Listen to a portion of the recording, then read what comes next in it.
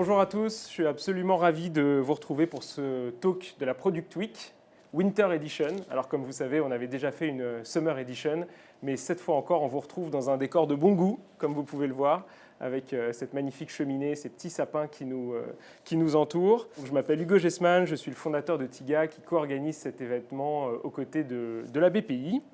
Et aujourd'hui, j'ai la chance de recevoir au coin du feu 3 product leaders pour un talk dédié à la confrontation entre le monde du produit en France et aux États-Unis.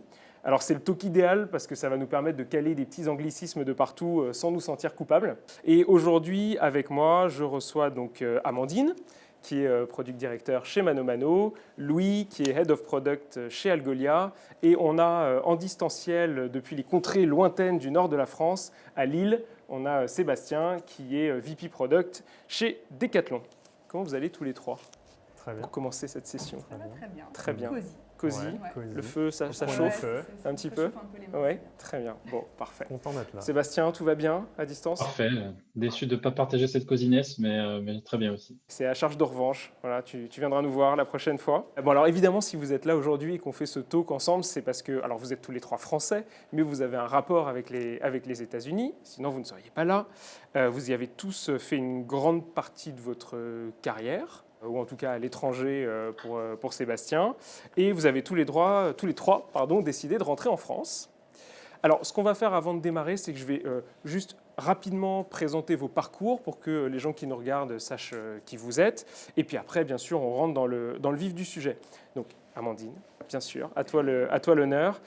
Donc, tu es aujourd'hui Product Director chez ManoMano, qu'on ne présente plus, qui est sans doute une des plus belles scale-up françaises. Bon, on en a une autre qui vient juste après avec Louis, mais ManoMano est très connue. Et avant ça, tu étais basé, toi, pour le coup, sur la côte Est, à New York, avec plusieurs postes déjà dans le product management, chez Dailymotion, chez AOL. Tu as également un parcours de start-upeuse. Oui. Voilà, donc j'imagine qu'il t'a servi Absolument. sur tes postes de produits. Et tu es revenu en France il y a 2 ans, c'est ça? Un peu plus de 2 ans. Ok, top. Ensuite, on a Louis, qui est avec nous aujourd'hui, qui est Head of Product chez Algolia. Et aussi surprenant que ça puisse paraître, c'est ton premier job en France. Ouais. Voilà, donc toi, tu es rentré il y a 2 ans aussi. Ouais, il y a 2 ans, pratiquement, un peu plus que ça. Ouais. Un peu plus que 2 ans. Et donc, tu as fait toute ta carrière, pour le coup, à San Francisco. Exactement. Dans la vallée. J'ai fait 1 an à New York aussi, au tout début, et puis Ok. après, presque une dizaine d'années À San Francisco. Ouais. Donc, en particulier dans pas mal de boîtes, mais il y en a une dont le nom est assez connu, des responsables de projet, produits, qui est Asana. Ouais.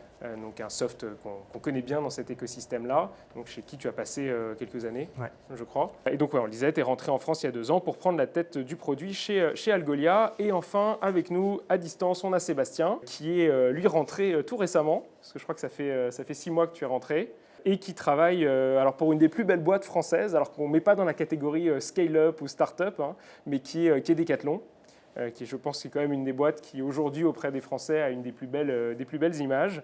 Et alors un peu comme Louis, toi tu as fait toute ta carrière à l'étranger avant de revenir en France, donc au début à Dublin, et tu as été 7 ans notamment chez Google et chez YouTube, avec un passage aussi par la start-up musique, je crois, un peu plus récemment. Donc merci à tous les 3 d'avoir accepté cette invitation pour notre petite discussion au coin du feu. Et puis on est parti, on se lance. Donc ma toute première question, elle n'est pas encore sur le produit, mais elle est plus sur le début de votre carrière. C'est qu'est-ce qui vous a donné envie de partir aux US et de faire un bout de carrière là-bas? Amandine, peut-être si tu veux commencer. Alors moi, j'ai toujours adoré vivre à l'étranger. J'ai été en Afrique, j'étais en Chine, j'ai étudié en Angleterre. Et les États-Unis, je me disais que c'était quand même un peu un passage obligé dans le monde de la tech. C'est ça qui me motivait, c'était d'aller découvrir ce que je considérais comme l'Eldorado de la tech. Je n'avais pas du tout de notion de product management au moment où je suis partie. Par contre, j'ai vraiment découvert le job là-bas. Mais j'ai eu l'opportunité de partir avec Dailymotion et je me suis ruée dessus. Okay. Et côte Est, côte Ouest, c'est l'opportunité qui a fait ça, ouais. Ou c'était plus oui, les après, US j'étais peut-être plus attirée par New York, où moi je suis restée 5 ans, pour le côté le plus proche de l'Europe en termes de culture. Mais j'aime bien aussi la côte Ouest sans problème. Ça marche. Louis, pour toi? Moi, ça a été une envie au départ, et puis après, plus une série de hasards. Moi, je suis parti en sortant d'école J'avais toujours vécu en France, donc grandi à Paris, études à Paris, et puis j'avais juste envie de bouger. Donc premier gros stage, mon année de césure, je me suis dit je veux partir, et puis j'avais un peu l'idée fixée sur New York. J'ai réussi à dégoter un stage là-bas, et donc c'est comme ça que j'ai fait ma première année à New York. Et puis de là, j'ai été pris en 3 ans en double diplôme avec Stanford, donc je suis passé côte ouest, région de San Francisco. Et puis de là, la start-up dans laquelle j'avais fait ma césure, du coup, à New York, avait déménagé là-bas, levé sa série A, Sequoia Capital et compagnie. Il me faisait du pied pour que je revienne, donc j'y suis retourné. Et puis comme ça, je me suis retrouvé dans la tech un peu. Bon, j'avais fait des études d'ingénieur, mais je n'avais pas un plan très défini. Et puis la start-up a grossi. On est passé de 5 à 150 personnes en quelques années jusqu'à ce que je parte. Et puis en fait, de fil en aiguille, moi j'ai adoré la région, il y avait des boulots super sympas. Je suis tombé dans le product management que je ne connaissais pas du tout non plus. Et j'ai adoré ce job. Et donc, de fil en aiguille, tu passes 10 ans là-bas, quoi. Voilà, c'est à peu près mon histoire. Très bien. La success story à l'américaine, ouais. Le rêve français. Ouais, c'était pas très intentionnel en fait. J'avais une envie à l'origine de découvrir un peu les États-Unis et d'aller voir. Et puis une fois là-bas, en fait, les choses sont enchaînées. Et j'étais jeune aussi et je me disais bon, autant en profiter et se faire une expérience, quoi. Et on termine le petit tour de table avec toi, Sébastien. Oui, alors moi, en fait, c'est deux raisons principales qui m'ont poussé à partir aux États-Unis. La première, donc professionnellement, j'étais au bout de mes 3 premières années chez Google, et principalement à Dublin. Et en fait, je me suis vite aperçu que bon, c'était super, c'était très belles expériences, mais qu'en fait, toutes les décisions, la plupart de ce qui se passait, que ce soit au niveau produit et autres, d'ailleurs, ça venait tout des US, tout de Californie principalement.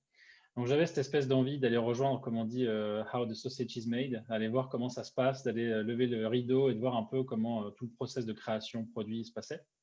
Donc il y avait ce premier attrait très fort de se rapprocher du produit vraiment.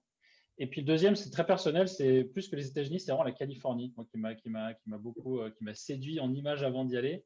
J'ai eu la chance de rejoindre une conférence dans ma première année chez Google, peut-être une des dernières conférences globales de Google à l'époque, où on rassemblait tout le monde à un seul endroit. Et quand je suis arrivé à San Francisco, je suis tombé complètement amoureux de la ville et de la région. Et du coup, j'avais cette idée en tête depuis ce jour-là. En venant, je vais aller vivre là-bas. Et puis, donc, voilà, j'y ai passé une dizaine d'années qui ont été des années magnifiques. Ok. Bon, merci beaucoup. Bon, alors vous êtes tous revenus maintenant, ce qui est un peu classique quand même chez les Français qui font une bonne partie de leur carrière et qui souvent pour des raisons, alors je ne vais pas vous demander les raisons de vos retours, mais il y a souvent du personnel qui font qu'on a envie de se rapprocher un petit peu de la famille et de notre France qui est quand même pas si mal, hein, on peut le dire. Mieux que ça. Oui, mieux que ça. On l'oublie un peu de temps en temps. Surtout, en ce moment, on le réalise quand même ouais. plutôt bien, je crois. Ouais. Mais, alors maintenant, on va parler un peu plus du monde de la tech et de nos métiers. Qu'est-ce qui vous a surpris quand vous êtes rentré ? Est-ce qu'il y a des choses qui vous ont surpris quand vous êtes rentré ? Alors, ce qui m'a surpris, en fait, c'est... Déjà, j'étais plutôt agréablement surprise parce qu'encore une fois, je suis partie de France. Je faisais un métier qui n'avait pas vraiment de nom.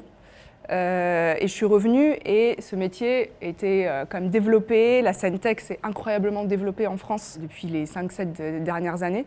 Et donc du coup, soudainement, il y avait plein d'opportunités différentes, des boîtes qui avaient émergé et vraiment quelque chose d'assez enthousiasmant. Donc ça, c'était sur le côté vraiment positif. Je trouve que dans le marché, l'industrie, la tech en général, c'est incroyablement développé en France, il faut le dire. C'était très positif. Ensuite, ce qui m'a surpris, c'est que justement, aussi le métier que je faisais avait maintenant un nom alors qu'il n'en avait pas du tout. Et quand je suis arrivée à New York, c'était tellement évident ce métier. Ça faisait déjà partie du quotidien d'énormément de boîtes. C'est un niveau d'avancement bien différent de là où on en est aujourd'hui. Donc ça, c'est quand même aussi autre chose qui me surprend, c'est qu'en termes de maturité, on n'est pas encore totalement là où on était aux États-Unis. Mais voilà, grosso modo, c'était quand même plutôt positif. C'est une bonne surprise. Ouais. Ok. Et Sébastien, pour toi, alors tu es rentré plus récemment, mais j'imagine que tu as dû faire déjà un premier petit bilan de ce retour en France. Ouais, je pense que je ne sais pas si le mot surprise c'est le meilleur, mais moi ce que j'ai beaucoup apprécié, c'est la communauté. Déjà cet événement là, en tant que tel, de se croiser. Ça, c'est le décor, ça, qui te fait dire ça. La communauté produit, ça m'a surpris quelque part de me rendre compte à quel point elle était déjà très dynamique et puis faite d'une manière très intéressante en plus, avec des startups, des petites, des scale-up et des grosses boîtes institutionnelles, plus l'univers duquel je viens en ce moment en France, qui se productisent. Et je trouve ce mariage super intéressant. Et moi, ça me plaît beaucoup. J'avais pas mal de connexions avec la France, via notamment San Francisco, qui est très connecté avec la France, notamment avec Paris Soma et autres. Il n'y a pas beaucoup de connexions entre les deux. Donc, je connaissais un petit peu. Mais j'étais agréablement surpris du côté communauté, qui, à mon avis, va être une des clés de succès du développement du produit en France. Et je suis super, super content de cette communauté. Top, top. Et toi, Louis? Je sais que tu étais plus critique sur certains aspects, sur la maturité. On en avait un petit peu parlé. On va beaucoup reparler de maturité après. Avant de parler de maturité, je rejoins énormément Amandine sur le fait que oui, moi, quand je suis parti, au début, quand je suis tombé dans le product management à San Francisco, je me suis dit, le jour où je veux rentrer en France, il faudra que je change de carrière. La tech semblait inexistante, le métier de product manager, personne ne connaît. Et donc, très agréablement surpris de voir à quel point c'est dynamique ici. Donc ça, après, je l'ai vu évoluer au fil des années, pendant 10 ans à San Francisco, dire « Ah, mais il se passe plein de trucs et tout », et me dire « Ah, en fait, j'ai peut-être une chance ». Et c'est même c'est Algolia, en fait, qui est venu me chercher presque aux États-Unis et qui m'a fait rentrer. Donc, en fait, je me dis « Bon, au final, il se passe suffisamment de choses pour que ce soit plus intéressant pour moi de rentrer pratiquement que de rester à San Francisco ». Et puis, une fois arrivé ici, énormément d'énergie, de dynamisme, plein de gens qui en veulent, la communauté… comme disait Seb, qui est super ouverte, énormément de talent à droite à gauche, donc ça énormément. Après, oui, la maturité, une différence de maturité dans l'approche du product management, bien entendu. Je ne sais pas si c'est vraiment une surprise, je m'y attendais d'une certaine façon, parce que je sais que dans la Bay Area, ça se développe depuis des dizaines et des dizaines d'années, et l'écosystème tech est beaucoup plus ancré. Mais c'est sûr que forcément, moi j'avais mentionné, on en avait discuté, j'avais mentionné le recrutement notamment qui est beaucoup plus difficile, notamment quand on cherche des profils un petit peu plus seniors, qui ont de l'expérience, qui ont déjà vu quelques boîtes. On va en parler beaucoup parce qu'on va rentrer dans le dur du sujet sur Ouais. la maturité, parce que je pense que c'est aussi beaucoup ce qui va intéresser les gens qui nous regardent, qui peut-être fantasment, à mon avis, pas mal sur la Bay Area, comme tu disais. Alors, à juste titre, probablement sur certains aspects, mais on va essayer de discuter ensemble, de voir si cette maturité, elle est si différente. Enfin, on va avoir l'occasion d'en reparler en tout cas. Je retiens que vous avez été quand même plutôt agréablement surpris par votre retour en France d'un point de vue scène tech, sans parler de produits en particulier, mais opportunités aussi, effectivement, parce que vous aviez tous quand même des gros jobs et des jobs de product leader aux États-Unis, et j'imagine qu'il y a une petite anxiété. Oui, moi je me disais pareil que toi, je ne je trouverais pas un job à Paris, je me disais pareil. Hein. Donc ça, pour le coup, c'est plutôt positif. Ouais. Et en plus dans des typologies de boîtes différentes, puisqu'on voit, alors peut-être tous les deux, Louis et Amandine, plus dans des boîtes qui se ressemblent d'un point de vue évidemment pas technologique, mais histoire, scale-up, grosse levée de fonds récente, mais aussi dans des boîtes comme Decathlon qui montrent une vraie envie de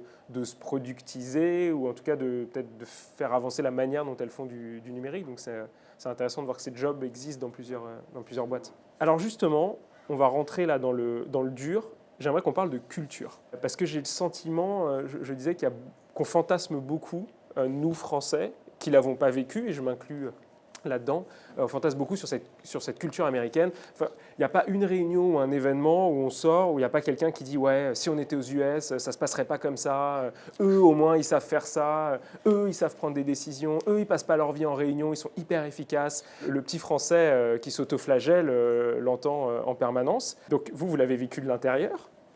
Et j'aimerais bien savoir comment vous définissez un peu cette culture du product management, cette culture de la tech aux États-Unis. Alors Sébastien, je vais peut-être commencer avec toi parce que tu viens vraiment du temple du fantasme. Ça fait un peu bizarre dit comme ça, comme titre, hein, mais fantasme de la tech, Google. Comment toi tu définirais cette culture qu'on admire tous vue d'ici? Il y a plusieurs éléments moi, qui m'ont fasciné en arrivant là-bas. Le premier, c'est le focus sur ce que tu délivres. Il y a un focus très fort sur les metrics, donc les KPI, les OKR, enfin, tout ce jargon autour d'essayer de mesurer l'impact que tu as. Et il y a une culture extrêmement forte posée là-dessus. Et qu'est-ce que ça veut dire? En fait, c'est qu'en effet, du coup, on se focus beaucoup moins sur la manière de l'atteindre. Donc, par exemple, je sais pas, on dit souvent, je crois que chez Google, je ne me rappelle plus exactement de la phrase, mais on disait « You don't need to wear a suit to be serious ». Donc, déjà, ton apparence, on s'en fout. Le temps que tu passes au bureau, on s'en fout. Là où tu es physiquement, est-ce que tu es au bureau, chez toi, ailleurs, chez ta grand-mère, peu importe. Ce qui est hyper important, c'est ce que tu délivres. Et ça, quelque part, c'est un aspect culturel extrêmement fort parce que ça te responsabilise entièrement. Tu es responsable entièrement de ce que tu fais et il n'y a rien d'autre qui compte. Donc ça, c'est un point que je trouvais hyper important. Le deuxième qui m'a vraiment marqué et qui, je pense, fait écho à ça aussi quelque part, c'est la bienveillance et notamment sur le sujet de l'erreur. En dehors du côté fail fast, break things fast, ce genre de trucs, plus important que ça, je pense, c'est qu'on met en avant le fait d'être en sécurité quand on a le droit de se tromper, disons, et qu'on ne va pas être critiqué et backstabé dès qu'on fait la moindre erreur. Et ça, c'est hyper important parce que ce qui est compris, c'est que si on fait une erreur, enfin, plus vite on fait une erreur, plus vite on apprend, mais aussi si on fait une erreur, on a hyper intérêt à en parler, à la mettre en avant. Parce que si on n'a pas les learnings de l'erreur qu'on a fait, à ce moment-là, on a tout perdu. Donc, il y a un focus extrêmement fort sur cette bienveillance de c'est pas grave de se tromper. À partir du moment où tu expliques pourquoi et tu comprends ce qui s'est passé, tu communiques dessus. Ouais, c'est ce que j'allais te demander, je t'interromps 2 secondes parce que est-ce que ça c'est compatible avec aussi l'image qu'on a d'une grande forme d'exigence où tu peux peut-être te faire sortir, alors je ne parle pas de ce qui s'est passé dans les banques où les gens se sont fait lourder du jour au lendemain, mais on a quand même l'impression qu'aux États-Unis c'est une culture où voilà, quand tu es dans une boîte comme Google, il y a un niveau d'exigence qui est très très fort. Et j'imagine que quelqu'un qui enchaîne les erreurs, même si il est formidable et il tire toujours des bonnes leçons, il y a un moment où ça va peut-être pas passer quand même, quoi. Bien sûr. Mais c'est pour ça que c'est pas tout blanc ou tout noir. C'est pas, on fait que des erreurs ou on n'en fait aucune. Il y a forcément une zone au milieu. Donc il y a forcément des limites. Et ça, on en revient aux OKR ou aux KPI, c'est-à-dire que si au bout d'un moment on échoue à répétition, on n'arrive pas à atteindre l'objectif fixé, bon, bah, forcément il y a des changements de personnes qui s'opèrent. Et on est sur un marché qui est beaucoup plus fluide aussi. C'est-à-dire que quelqu'un qui est en difficulté ou qui marche pas, en 2 semaines, on peut changer de boulot et se retrouver dans une autre boîte ou aller ailleurs. Donc, il y a cette fluidité aussi qui peut-être joue, je ne sais pas à quel point. Mais alors, je ne sais pas à quel point c'est transposable, mais en tout cas, c'est vrai que ça, c'est quelque chose qui m'a beaucoup marqué aux États-Unis et que j'ai trouvé fascinant. Il y a un dernier point, peut-être qu'on va revenir à celui-là, mais je veux juste être sûr de toucher sur ce dernier point avant de l'oublier parce que j'y ai pensé. Il y a quelque chose dans la culture aussi californienne, alors je ne sais pas si vous allez peut-être me corriger là-dessus, mais au niveau de l'inclusion, de la diversité, que je trouve super fort. Enfin, en tout cas, la prise de conscience. Chez Google, je pense qu'on était encore en retard et on était les premiers à en parler. Mais ça fait déjà une bonne dizaine d'années qu'on en parle et qu'on met le sujet au cœur de beaucoup de choses. Et ça, je trouve que c'est extraordinaire. Le fait de mettre en avant l'inclusion et la diversité dans la façon de travailler, dans les produits qu'on développe, dans la façon de développer les produits, ça, c'est moi quelque chose qui m'a fasciné. Dès que je suis arrivé, j'ai retrouvé cette façon de réfléchir à comment concevoir en incluant un maximum de personnes. C'est quelque chose que j'ai trouvé fantastique. Et ça, dans la culture, c'est gravé. Alors, je ne dis pas qu'ils sont excellents, il y a encore beaucoup de progrès à faire. En revanche, le fait qu'il y ait une prise de conscience très forte qui est déjà assez ancienne, je trouve que ça, c'est quelque chose qui est différenciant pour moi. C'est vrai, mais je pense que c'est probablement plus facile d'être un étranger et d'aller commencer à travailler aux États-Unis qu'un étranger en France. Ouais. Très clairement, pour cette culture, je te rejoins, Sébastien, je pense pareil. Moi, j'ai peut-être 2 autres aspects que je trouve assez particuliers. C'est la culture de la communication aux États-Unis, où c'est vraiment inné, hein, mais ça, je pense qu'ils l'apprennent dès l'école. Hein. On met un petit stand devant la rue, on vend des chaussures, on vend des limonades. Enfin, genre, ils font ça depuis tout petit, donc c'est dans les gènes. Mais il y a ça à tous les niveaux et c'est hyper intéressant aussi dans le produit où on touche à des métiers qui ne sont pas forcément, en tout cas dans notre ADN en France, les pros de la communication, notamment tout ce qui est côté engineering. Et là-bas, c'est d'emblée quelque chose qui est à un niveau très, très élevé. Pour un Français, pas l'impression de se survendre un peu Ouais, bah alors, moi j'avais j'en ai pâti beaucoup en recrutement, notamment de tech et d'ingénieurs où j'avais en face de moi des ingénieurs qui savaient tout faire, qui étaient extrêmement forts et qui étaient vraiment très très bons en communication. Et puis le premier test qu'ils font, en fait, tout est nul, quoi. Et c'était presque l'inverse en France, en fait, quand on recrute des ingénieurs français. Bon, voilà, je ne veux pas caricaturer, mais c'est pas forcément toujours les pros de la com. En revanche, techniquement très fort, quoi. Mais donc, ouais, sur ce côté communication, c'est quelque chose de vraiment très important. Et peut-être le deuxième, c'est une autre notion. Et j'ai envie de dire, le mot, il n'existe même pas en France. C'est the directness, donc le fait d'être direct. J'ai vraiment pas trop de synonymes qui veut dire exactement ce que signifie le mot. Et pour moi, c'est quelque chose de très important de cette culture qui fait que, en fait, justement, on est plus impactant, on va direct à l'essentiel, mais sans heurter. Enfin, il n'y a pas d'arrière-pensée derrière le directness. Et ça, je trouve que c'est quelque chose que j'ai beaucoup trouvé dans les boîtes américaines et que j'aimerais avoir plus en France. Je suis très d'accord avec ce que Sébastien et Amandine ont dit. Je pense que quelque chose que je pourrais ajouter, c'est il y a aussi beaucoup de fantasmes, et tu en parlais dans ta question, c'est tout n'est pas parfait là-bas. Donc, même à San Francisco, en fait, il y a un spectre de boîtes, avec des boîtes qui ont énormément de très bonnes pratiques, qui sont très fortes, qui fonctionnent bien. Il y a tout un tas de boîtes aussi qui ont des très mauvaises cultures, que ce soit humainement, ou des boîtes où il ne fait pas bon bosser en tant qu'employé, ou que ce soit en termes de produits. Donc il y a des boîtes qui sont fondées par d'anciens product managers qui ont les bons réflexes, qui vont réfléchir produit, réfléchir outcome, réfléchir mettre l'utilisateur au centre. Et il y a aussi là-bas tout un tas de boîtes qui sont fondées, et ce n'est pas uniquement les fondateurs, mais souvent les fondateurs apportent un certain ADN à la boîte, Et donc des boîtes sont fondées par des sales ou par des purs ingénieurs et qui n'ont pas forcément ces réflexes-là. Donc on trouve là-bas, et forcément il y a beaucoup plus de startups, donc l'écosystème est plus vaste et donc on trouve du mieux comme du pire. C'est vrai qu'en moyenne, il y a plus d'expérience et donc quand on va dans les boîtes qui sortent un petit peu du lot, étant donné que l'écosystème existe depuis des dizaines d'années, elles arrivent à avoir des profils qui ont 10, 15, 20 ans d'expérience, ce qui existe moins en France juste de par la jeunesse de notre écosystème.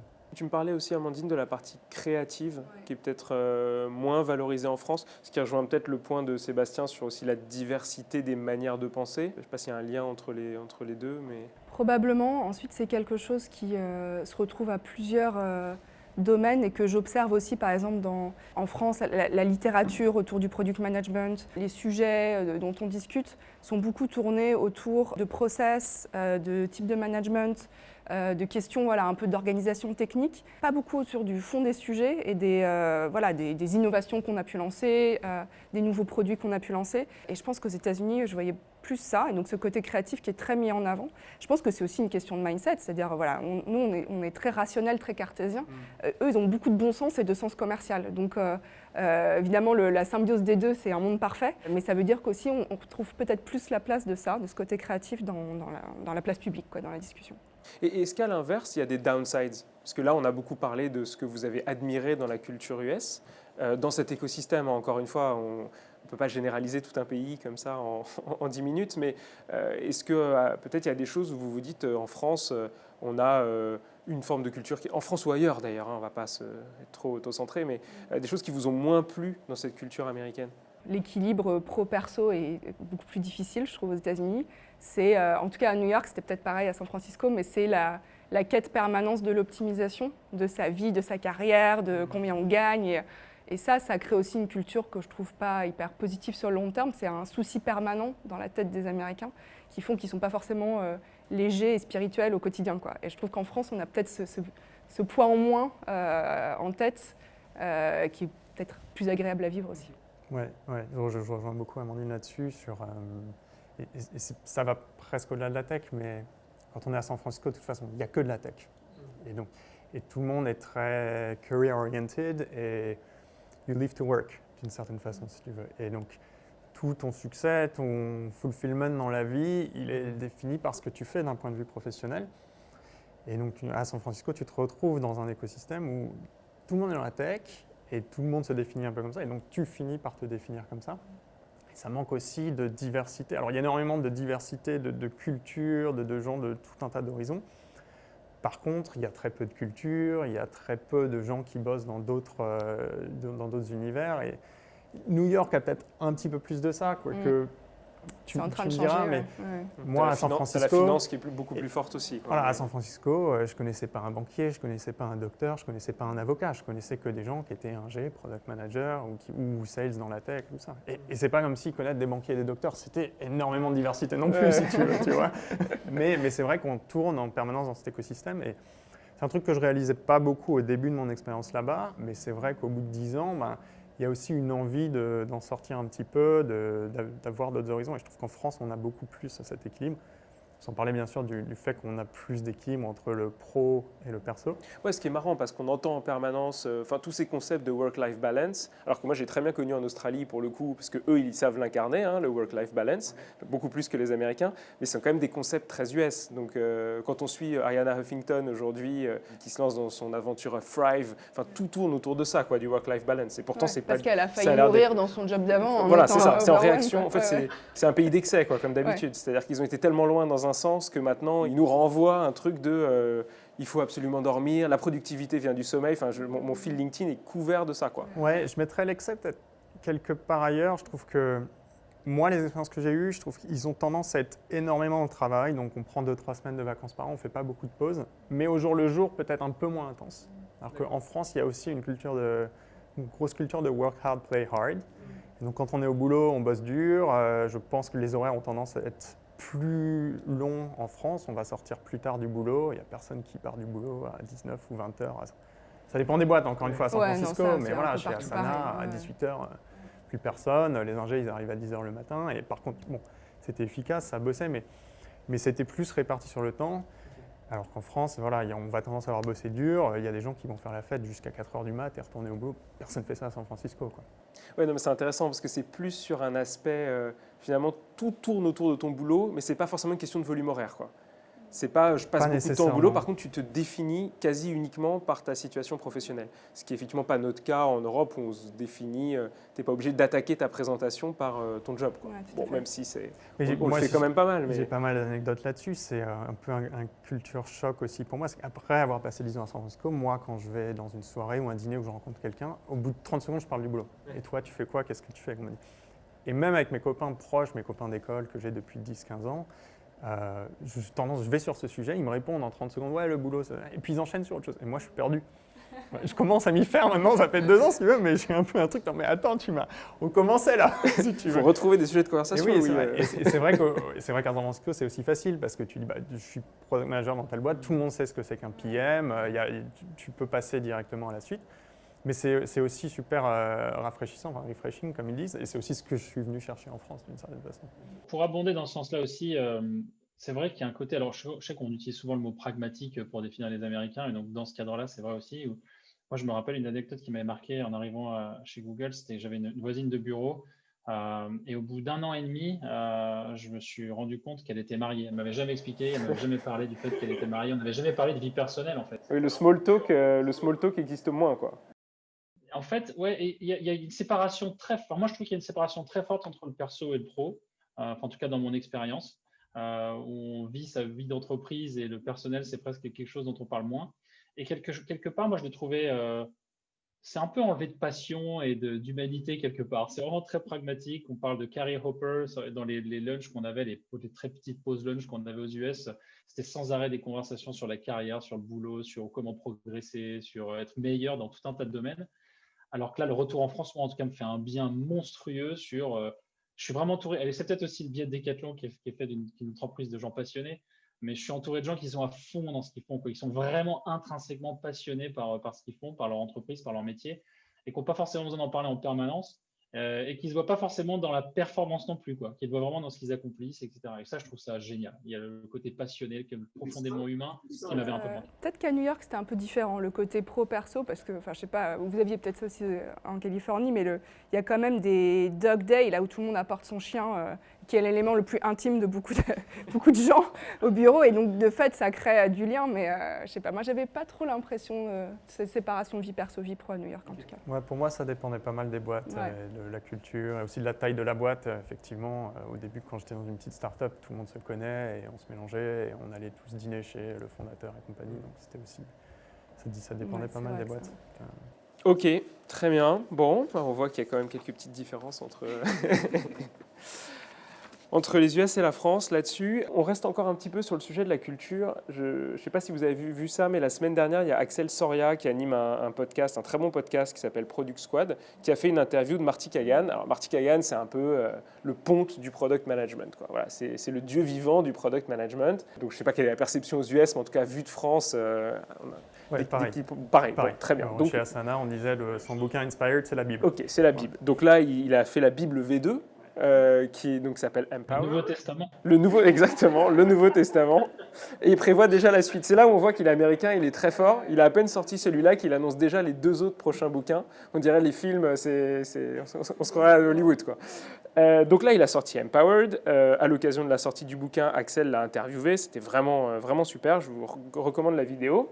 Et alors là, je vais citer Marty Kagan, donc parce que Axel lui a posé une question qui ressemble un peu à notre thème du jour, qui est France versus US, en substance. Je le cite, Marty Kagan, et il dit « First of all, the talent in France is as good as or better than most places in the world, especially engineering talent. But so many of the companies are big, old, slow companies. I see these dinosaurs in management. They don't want to change anything. It does require that leaders of companies be open to different ways of working. » Alors quand je lis ça, venant d'un Américain qui vient souvent en vacances en France, pas non plus beaucoup bossé en France, je me dis, waouh, quoi, il nous voit quand même comme un peu des arriérés de la tech. J'avais juste envie de vous faire réagir à cette phrase du ponte. En même temps, il a aussi détecté le pool de talent, et ça, c'est indéniable. Enfin, je veux dire, Moi, d'un point de vue engineering, c'est les meilleurs ingénieurs avec qui j'ai bossé, c'est vraiment clairement les Français. Donc, il a quand même vu ça. Ouais, Et, ça, c'était pour nous caresser dans le sens du poil. Ouais. Vous savez qu'il n'y avait que des Français qui assistaient à l'interview. C'est sûr, mais c'est vrai. Enfin, je veux dire, et il manque effectivement ce petit plus de culture et de communication pour que ça explose en termes de qualité d'équipe. Et ensuite, sur la partie management, je pense que c'est aussi, ça dépend aussi beaucoup des entreprises. Dinosaure du management. Ouais, dinosaure du management. Ouais. Dur. Ouais. Ouais, si je peux réagir à ça, je pense que ça rejoint un peu ce que tu disais tout à l'heure. Il y a plusieurs choses. Il y a peut-être aussi le fait qu'il y a des très grosses boîtes qui essaient de se transformer. Il y a aussi tout un écosystème tech en France. Moi, j'ai vu beaucoup à Paris, j'ai pas beaucoup vu dans les autres régions, mais c'est très dynamique. Et je pense que dans toutes les petites startups qui se construisent, c'est probablement très différent. Alors, je ne sais pas quelle expérience Marty a eu, ce qu'il a vu et ce qu'il n'a pas vu. Donc, il y a peut-être de ça. Après, il y a peut-être quelque chose dans la culture française aussi qui est que les Américains ont une façon de fonctionner où ils ont vraiment tendance de facto à empower les gens. Ouais. C'est le titre du bouquin de Marty, si tu veux, ouais. Empowered, mais vraiment la façon de fonctionner. Et moi, je suis convaincu que c'est la bonne façon pour vraiment innover. C'est que tu as besoin d'avoir des petites équipes qui sont très bons, qui sont talentueux, qui ont l'expertise, qui soient en charge de résoudre un problème spécifique. Et tu as besoin de leur donner les clés et de leur faire confiance. Okay. Et ça implique une façon de manager qui est super différente, où le manager, les leaders de l'organisation vont devenir beaucoup plus des coachs. Bien sûr, il y a besoin de maintenir un certain niveau de accountability. C'est pas juste, tiens, voilà les clés et fais ce que tu veux. Donc, il y a besoin de checks and balances, mais pas nécessairement sur le même sujet. Et donc, pas sur les process. Et donc, c'est ce que j'ai vu aussi en France, c'est qu'il y a beaucoup de gens, et même des leaders expérimentés, qui parlent encore énormément de process, exécution, comment est-ce qu'on délivre. Et je pense que ça, c'est aussi une manifestation du fait qu'on aime bien en France réfléchir au système complexe, on aime bien contrôler les process, et on aime bien rester en contrôle peut-être aussi. Et le process a une façon pour le leadership vraiment de contrôler tout ce qui se passe. Quand tu fais ça et que tu contrôles jusqu'à ce qui se passe dans la solution, et ben du coup, tu ne permets pas de découvrir, on parle beaucoup de discovery dans le product, de découvrir la bonne solution. Et pour ça, tu as besoin d'avoir des gens qui sont le plus près du terrain, qui vont vraiment faire ça. Il y a peut-être un peu de ça dans la culture française qui est qu'on a une vision très verticale de la hiérarchie, même depuis nos études. Exactement, j'allais dire ça vient des études du chef sachant et du prof magistral. Quoi. Voilà. Alors qu'aux États-Unis, peut-être la pyramide est inversée où c'est vraiment les gens qui font qui doivent décider et avancer avec le support des gens du leadership de l'organisation. Et ça, vous l'avez... Alors peut-être Sébastien, parce que toi qui as rejoint pour le coup un groupe, alors je ne pense pas que Marty Kagan ciblait Decathlon en disant Dinosaurs, loin de là, mais on va dire que tu as rejoint un groupe plus historique que Mano et Algolia. Alors bon, je ne veux pas te mettre dans une situation difficile puisque tu viens de rejoindre le groupe, mais est-ce que tu comprends ce qu'il veut dire? Voilà, je vais le formuler comme ça. Est-ce que tu peux comprendre ce qu'il veut dire? Moi, je comprends ce qu'il veut dire, et donc je vais revenir comme Amandine sur la première partie, sur le talent. Il y a un truc dont il faut se rendre compte, même chez Google aux US, la grande majorité du leadership n'est pas américaine. Il y a énormément d'Européens, des gens comme Alan Tigensen, Emmanuel Soquet en français. Il y a du leadership de très très haut niveau aux États-Unis, et quasiment, enfin une immense majorité n'est pas d'origine américaine. Donc c'est pas une question de talent ou de compétences intrinsèques. On a une formation en France, en Europe, mais aussi en France qui est excellente. Donc ça, je suis à 100% d'accord, et je pense peut-être qu'il le dit pour nous brosser dans le sens du poil, mais il y a de la vérité derrière ça, c'est clair. En revanche, alors moi, je m'aventure peut-être sur un sujet que je n'ai pas encore assez analysé, mais il y a quelque chose qui m'a frappé aux US et que je retrouve un peu moins ici aussi, c'est cette espèce de la relation de confiance qu'on a dans le talent. J'ai l'impression qu'en France, il faut prouver qu'on est capable d'eux, et donc on va faire passer les jeunes par pas mal d'étapes avant. Et peut-être que ça, là, je parle de grands groupes plus que de startups. On va leur faire passer tout un tas d'étapes avant d'avoir accès à des responsabilités. Là où j'ai l'impression qu'aux US, des développeurs talentueux ou des jeunes très forts, et encore une fois issus de n'importe où pour le coup, peuvent se faire une place très rapidement et avoir des responsabilités très rapidement, bosser sur des projets extrêmement complexes. Donc je pense que c'est peut-être ça qu'il veut dire dans le côté coaching. On a peut-être je ne sais pas à quel point on donne la confiance rapidement, à quel point on permet à des talents, à des gens très forts, notamment dans des nouveaux métiers, des nouvelles technologies, d'exploser, d'aller très vite. Là où peut-être qu'on freine un peu des cas de fer dans des plus grosses entreprises, où on veut préserver un peu les acquis et l'ancienne façon de fonctionner qui a fait ses preuves jusque-là. Le pivot est un peu plus dur à mettre en place. Donc, c'est peut-être ça qu'il veut dire par là. Mais en tout cas, je suis d'accord sur les deux points, hein, et sur le premier, énormément. Et pour ajouter à Sébastien, dans la Silicon Valley, il y a un très très grand respect pour les profils français. Parce qu'il y a énormément, je pense qu'il y a 50 à 60 000 Français là-bas, il y a énormément de gens qui sont dans tous les métiers de la tech, hein, que ce soit en engineering, en produit ou dans d'autres métiers. Et les profils français, en tout cas, ont tendance à être très appréciés là-bas. Il n'y a pas de, comme dit Sébastien, il y a vraiment de la diversité à tous les niveaux. Oui, donc c'est intéressant. Donc si on met le doigt sur un peu nos manques en France, on voit bien que ce n'est pas le talent, puisqu'intrinsèquement il est là, et il est même très reconnu partout, mais c'est plus ce qui est autour, quoi. C'est la culture, c'est les conditions dans lesquelles on met ce talent. Moi j'appellerais ça l'expérience. C'est qu'il y a énormément de talent en France, il y a moins d'expérience de par le fait de la jeunesse de l'écosystème. Dans 15 ou 20 ans, ce sera une histoire complètement différente. Même dans 5 ans, ce sera. Oui, mais là, tu vois, on parle de la tech. C'est-à-dire que l'expérience, elle existe dans d'autres domaines. Et je pense que là, quand il parle aussi de pratiques de management un peu d'un autre temps, bon, nous, évidemment, on a notre prisme de la tech, mais on pourrait l'appliquer à des domaines qui n'ont rien à voir. Enfin, je sais pas, des entreprises, du retail. Et j'ai le sentiment que pour lui, voilà, il y a quand même un côté un peu arriéré du management, quel que soit le secteur, quoi. Donc, l'argument de l'expérience, évidemment, il est très recevable dans la tech, où on est beaucoup plus jeune. Mais dans d'autres systèmes, dans d'autres types de sociétés, culturellement, visiblement, on doit progresser aussi. C'est aussi, je pense, quelque chose que la tech demande. Je pense que la façon de voir découvrir le bon produit, de construire du software, demande à ce qu'on soit structuré de cette façon-là. Alors peut-être qu'il y a, il y a forcément des industries où ça a besoin d'être très différent, ça a besoin d'être structuré, contrôlé, avec beaucoup plus de contrôle par le haut. Donc c'est peut-être aussi là qu'on constate la différence. On reste un peu toujours dans la même thématique. De toute façon, c'est l'objet du talk aujourd'hui. Un autre mot qui est le pendant de celui de culture, c'est le mot de maturité. Donc on l'a déjà beaucoup évoqué. Et là, j'aimerais qu'on soit très, très, très concret et pragmatique. Ça aussi, on en a beaucoup parlé. Pour les gens qui nous regardent sur vraiment ce que c'est que la maturité produit aux US. Alors encore une fois, je pense qu'on ne peut pas faire de généralité. Il y a autant de maturité que de boîtes, et Dieu sait qu'il y en a beaucoup aux États-Unis et des deux côtés. Mais j'aimerais qu'on soit vraiment très concret. Qu'est-ce que ça veut dire quand on dit toujours ouais, on est quand même beaucoup plus mature aux US que ce qu'on est en France? Qu'est-ce que ça veut dire d'un point de vue carrière, définition des postes, relation avec les équipes techniques, un peu les fonctions adjacentes aussi? On parlait de product marketing quand on a discuté, qui est une fonction qui existe peut-être peu aujourd'hui en France et qui a l'air très mature aux États-Unis. Donc voilà, est-ce que vous pouvez me donner un peu des éléments très factuels, très concrets, où vous vous dites ça c'est typique d'un environnement mature, ça à l'inverse c'est ce qu'on vit et ça l'est moins. Je ne sais pas qui veut se lancer là-dessus. Il y a pour moi un élément hyper concret, c'est le temps passé à.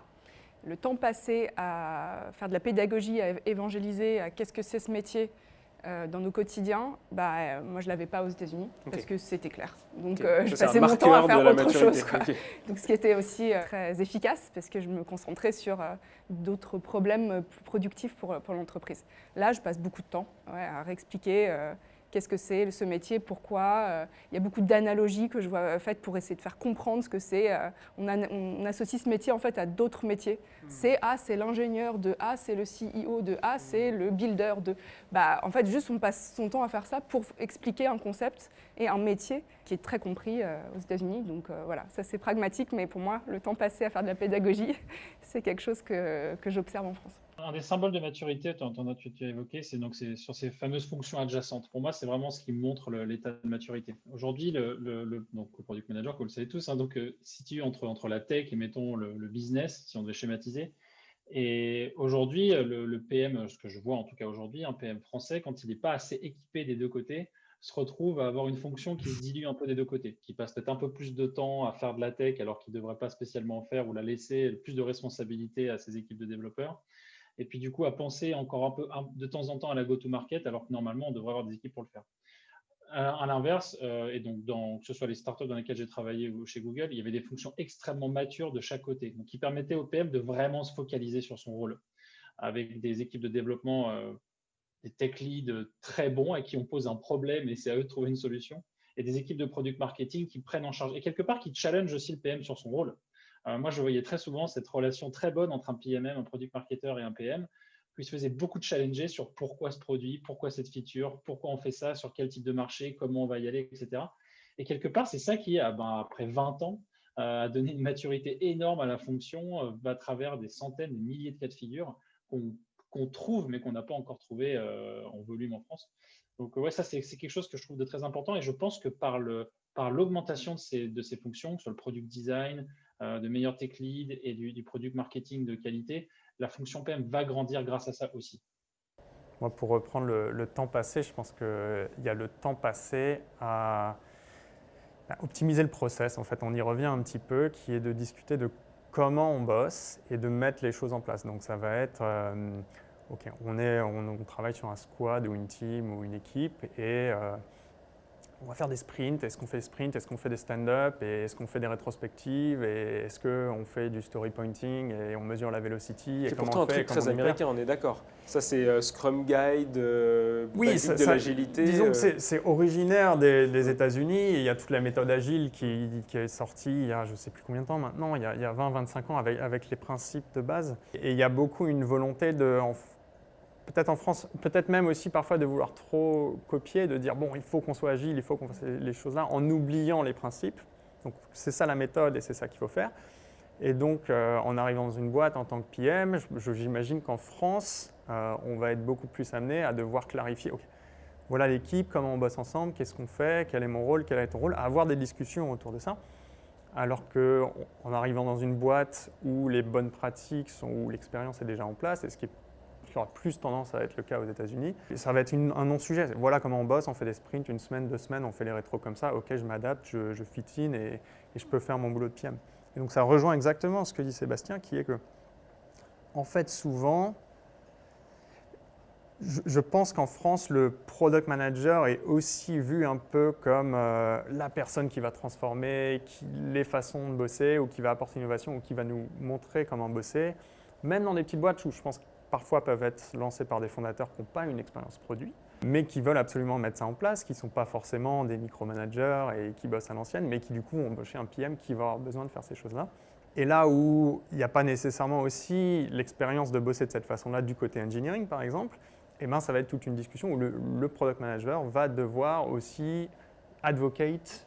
Je reviens en fait à ce que tu disais, avec l'engineering, ok, voilà vos responsabilités. Et parfois être tiré sur devoir prendre les responsabilités du project management, de la delivery et compagnie, ce qui n'est pas nécessairement le cas dans une organisation où l'organisation engineering est plus mature, l'organisation go-to-market est plus mature à droite à gauche. Oui, c'est très le Empowered de Marty Kagan où il expliquait que d'ailleurs c'est toi qui en parlais, je te confonds avec Marty Kagan, ce qui est plutôt pas mal, où qu'on passe, le PM français va peut-être faire 70, 80%, 90% de delivery versus toute cette partie un peu discovery qui devrait l'occuper la plupart de son temps avec une équipe empowered derrière qui serait autonome sur la solution finalement. Mais pour être très clair, pour moi quelqu'un qui fait pas son temps que sur la delivery, c'est pas un PM. Oui. C'est pas ce que j'appelle un PM. Il manque, la delivery, c'est une partie du job du PM qui permet d'être successful parce qu'à la fin, il faut qu'on deliver et on est accountable pour ça. Mais si on fait que ça, on est un project manager en fait, on n'est pas un product manager. Très clair. Merci pour ces réponses. Une dernière question avant de répondre aux questions des gens qui nous regardent. Est-ce qu'au vu du contexte actuel aux États-Unis, alors là je sors un tout petit peu du product management, je vais un peu plus sur le terrain de la politique et de la société, vous recommanderiez à quelqu'un qui veut faire carrière dans le produit de quitter la France pour les US? Moi je recommande d'aller vivre à l'étranger en général. C'est une super expérience. Ça fait beaucoup questionner sur soi et comment on voit les choses. Et être un étranger quelque part, je trouve que ça a beaucoup de valeur. Ensuite, oui, je recommande d'aller aux États-Unis, c'est certain. Après, il faut quand même être au courant de là où on met les pieds et dans quelle ville, quel tissu social on va trouver. Moi, par exemple, j'étais extrêmement attirée par Los Angeles et je pense que c'est un peu cette symbiose entre ces techs et en même temps, il y a de la culture, c'est un peu différent. Mais je pense qu'il faut être aussi ultra au courant de qu'est-ce qu'on va chercher. C'est beaucoup plus compétitif quand même, notamment dans des jobs de PM. Il y a plus d'opportunités, mais c'est aussi plus compétitif. Donc, il faut faire attention à ce qu'on va trouver. Ok. Louis, tu y retournes demain Ouais, moi j'y retourne demain. Alors je n'y retourne pas demain là parce que perso, j'ai bien compris. Parce que je suis dans une autre étape aussi de ma carrière et que justement je suis à Paris, je vois plein d'opportunités et j'ai envie d'aider aussi l'écosystème à se développer en France autant que possible. Et donc j'ai zéro regret sur le fait d'être rentré et super content d'être là. Mais moi, il y a 10 ans, j'y retourne sans hésiter, absolument, quoi. Après, je ne vais pas commenter sur le contexte politique, je pense que ça c'est personnel à chaque personne. Non, mais ça joue peut-être un peu en ce moment sur l'attractivité du Bien entendu, Bah, du il pays. y a des barrières techniques aussi. Ouais. Obtenir un visa ou une green card est moins facile qu'avant. C'est un fait, c'est devenu beaucoup plus difficile d'obtenir des visas depuis l'administration Trump dans les 4 dernières années. Et je le vois qui évoluera peut-être dans les 2 ans qui viennent. Hein, voilà, mais... peut-être, effectivement. Pour moi, c'est sûr qu'il y a le fait d'être un étranger quelque part qui est une expérience absolument qui vous change à tout jamais. Enfin, c'est vraiment... C'est cliché, c'est vrai. Mais on se sent différent. Et parfois, je me sens un peu comme un expat ici en France. Et c'est super, tu vois, j'adore ce côté-là. Mais après, c'est sûr que d'un point de vue pro, quand on est dans la tech, il ne faut pas se mentir. C'est la mecque de... Il ne faut pas se mentir. C'est vraiment... Moi, ça a accéléré ma courbe d'apprentissage puissance 10, si tu veux. Parce qu'on apprend quand on est dans un endroit où il y a les best practices, où on peut voir les meilleurs, parce qu'il y a les meilleurs, les gens qui ont le plus d'expérience là-bas. Il faut tomber dans les bonnes boîtes et tout ça. On apprend encore plus vite. Donc j'aurais tendance, moi dans une carrière, j'ai toujours tendance à recommander optimiser pour votre rate of learning. Prenez pas forcément le job le mieux payé ou avec le plus de responsabilités ou qui a l'air le plus shiny, mais là où vous allez apprendre le plus, même si c'est ingrat, même si c'est pas la boîte la plus sexy et compagnie. Et ça va dans cette direction-là.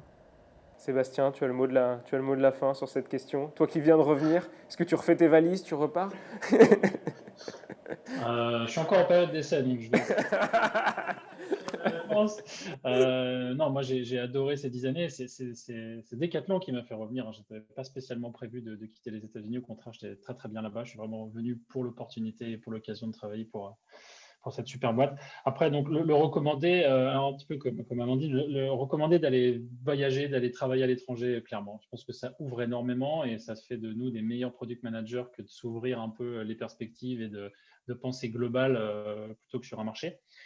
Donc oui, après les US, maintenant le terrain de jeu s'est agrandi. Je pense qu'il n'y a plus que New York et la Silicon Valley. Le Covid l'a accéléré. Moi, je le vois chez Google, on avait ouvert des très grosses présences dans l'Arizona, dans le Colorado, dans plein d'autres endroits.